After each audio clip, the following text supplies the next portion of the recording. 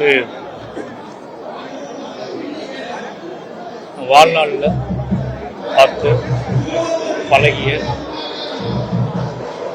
நம்பி பயணிச்சுக்கிட்டு ஒரு மிகப்பெரிய தத்துவ பேர்வழி நல்லக்கண்ணையா. நல்லக்கண்ணையாவுக்கும் அவரோட ஊருக்கும் என்னோட ஊருக்கும் இடையில ஓடினது ஒரே ஒரு தண்டவாளம் தான். தண்டவாளத்துக்கு அந்த பக்கம் அவர் வாழ்ந்துருக்காரு, அதுக்கு இந்த பக்கம் நான் வாழ்ந்துருக்கேன். சென்னையில் பரியர் மாலுக்கு அப்புறம் அவர் பரியர் மால் ரிலீஸ் ஆன நாட்கள்லேருந்து என்கிட்ட பேசிகிட்டு இருக்காரு.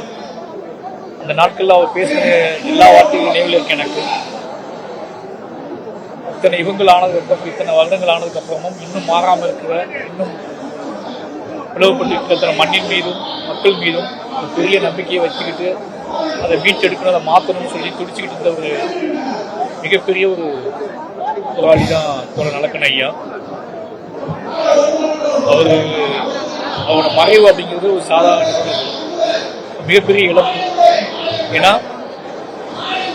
என் வாழ்க்கையில், அதுவும் தென் மாவட்டத்தில் பிறந்தவர்கள் சொல்கிறேன், தன்னோட வாழ்வின் கடைசி நாள் வரைக்கும் எந்த ஒரு சாதிய மத பெருமிதங்களோ, முக்கியமாக சொல்லப்போனால் சாதிய பெருமிதங்கள் எடுத்துக்கொள்ள முடியாத ஒரு வாழ்க்கையை, எடுத்து பக்கத்தில் வைத்துக் கொள்ள முடியாத ஒரு வாழ்க்கையை, மிகப்பெரிய தத்துவ வாழ்க்கையை வாழ்ந்து மகந்திருக்கிறார் தோழர் நல்லக்கண்ணு. திருநெல்வேலிக்காரனா, ஒரு சிறைமட்டத்துக்காரனா ஒருத்தரும் பயணித்து வந்து பார்த்து உங்களுக்கு மரியாதை செலுத்திட்டு போகிறதுல என் வாழ்க்கையோட முக்கியமான பாகமாக, முக்கியமான ஒரு பங்காக, முக்கியமான நாளாக பார்க்கணும்.